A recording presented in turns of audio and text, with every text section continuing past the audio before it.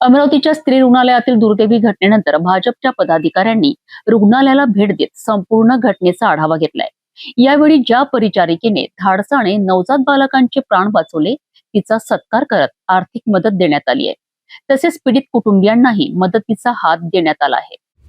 राज्यसभेचे खासदार डॉक्टर अनिल बोंडे, विधान परिषद आमदार प्रवीण पोटे पाटील, अचलपूरचे आमदार प्रवीण तायडे, शिवराय कुलकर्णी, माजी नगरसेवक तुषार भारतीय यांच्यासह भाजपच्या पदाधिकाऱ्यांनी अमरावतीच्या स्त्री रुग्णालयाला भेट दिली।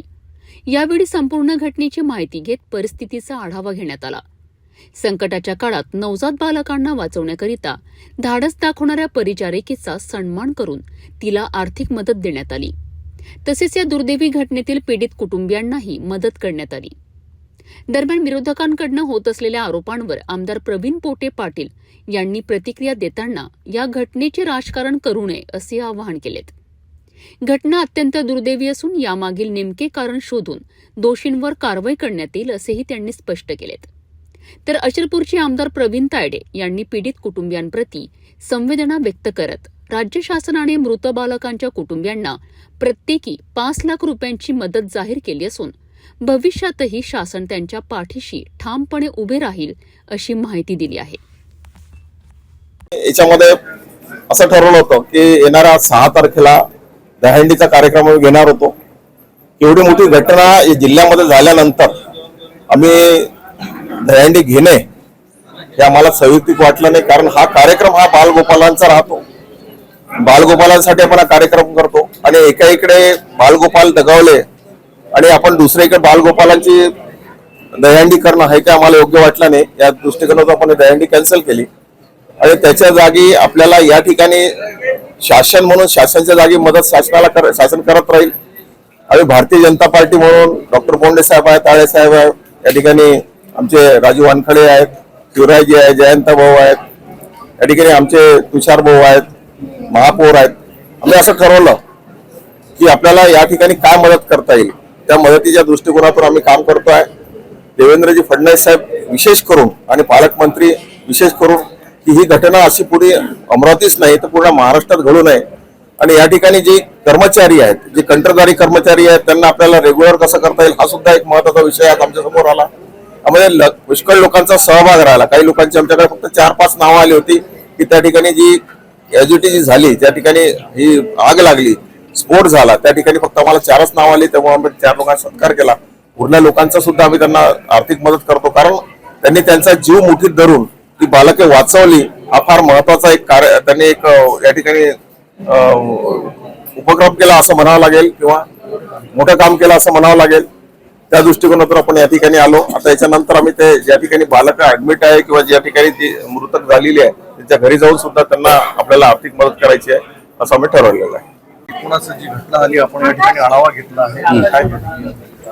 अतिशय दुर्दैवी घटना आहे ही। याच्या आधी सुद्धा अशा प्रकारच्या घटना इथे घडलेल्या आहे। मी आधीच सांगितलेलं आहे की संबंधित कंत्राटदारांवर ज्यांनी ज्यांनी या गोष्टी पुरवलेल्या आहे, व्हेंटिलेटर वगैरे, त्याची निष्पक्ष चौकशी होणारच आहे आणि या दोषींना याच्यात सोडलं जाणार नाही एवढं मात्र निश्चित आहे।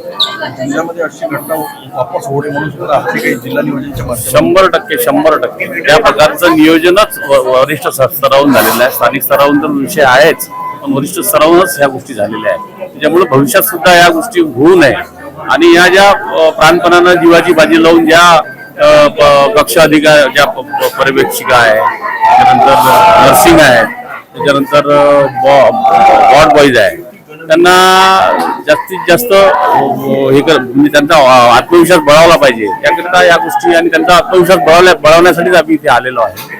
आणि जे मृत बालक आहे त्यांच्या घरी सुद्धा जाणार आहे आणि जे जखमी आहेत त्यांना सुद्धा मदत म्हणून जे काही शासनाकडून तर होईलच, तो वैयक्तिक भारतीय जनता पार्टी ज्या नात्याने हे करण्यात येणार आहे। यामध्ये विरोधकांनी आरोप केलेला आहे की ज्या दिवशी घटना झाली एकही आमदार भाजपाचा जिल्ह्यातून या ठिकाणी अमरावती जिल्ह्यात सर्वात जास्त आमदार आहे।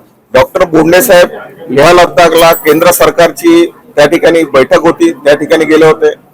मी मुंबई आणि मला काही ठिकाणी दुसरं काम दिलं होतं, मी त्या ठिकाणी होतो।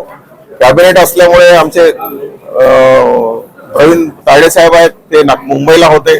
त्याचप्रमाणे राजू वानखडे जे आहेत, राजेश वानखडे आमदार, ते सुद्धा मुंबईला होते.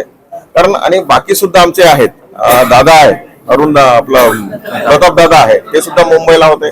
सगळे साधारणतः आमदार साधारणतः मुंबईत होते.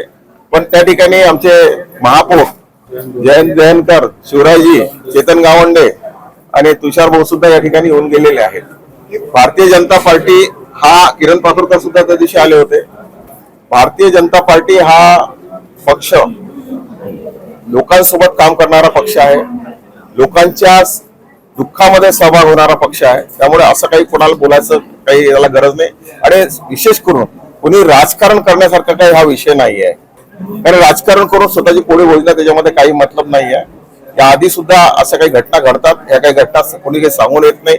आता ही घटना पुढे घडू नये यासाठी महाराष्ट्र शासन, आम्ही आमदार म्हणून त्याला काय मदत करता येईल, कसं करता येईल, असा आमचा प्रयत्न राहील. पट्टीवार आणि सुषमाताई अंधारेने आरोप लावलाय की बाबा हल्ल्यातून राजस्थानमध्ये गुपचूप ठाण्यामध्ये घुसत आहे.